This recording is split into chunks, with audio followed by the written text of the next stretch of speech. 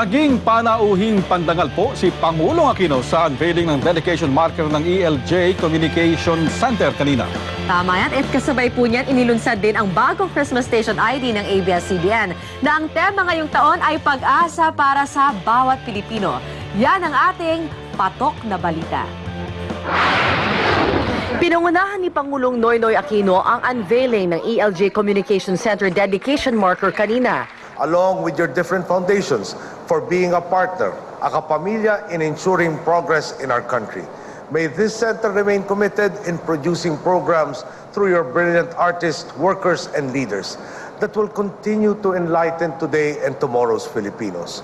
Bilang pasasalamat, hinandugan ng Pangulo ng parol ng Pinoy ng ABS-CBN. Pagkatapos ito, sumabak ang Pangulo sa one-on-one interview kay Ted Filon para sa TV Patrol. Binisita rin niya ang ilang opisina sa ABS-CBN kung saan mainit siyang sinalubong ng mga empleyado. Kasabay nito inilunsad din ang 2010 Christmas campaign ng ABS-CBN na pinamagatang, "Ngayong Pasko, magniningning ang bawat Pilipino." Inilawan ang mga Christmas lights sa buong ABS-CBN Broadcast Complex at ipinalabas sa unang pagkakataon ang Christmas Station ID ng Kapamilya Network.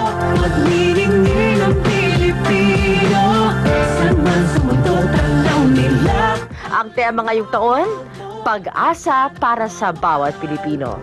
Hindi siya staged. Everything is real. You use real people, real patients, real situations. Nakakatuwa at mainit yung pagtanggap sa amin at nagpapasalamat din kami na nabigyan kami ng pagkakataon na makapunta rito.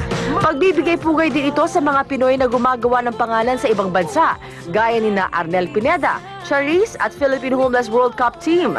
Kasama din ni na Gary Vee at Tony Gonzaga, ang UST Singers na umawit na ngayong Pasko, magniningning ang bawat Pilipino. Naging trending topic na ito agad sa social networking site Twitter. Nasa top 5 naman ang ABS-CBN habang nasa top 7 naman ang station ID ng ABS-CBN. At nagdaan na naman po ang isang araw ng pagbabalita, isang araw na bahagi na ng ating kasaysayan. Sa ngalan ng bayan sa ilalim ng nag-iisa nating bandila.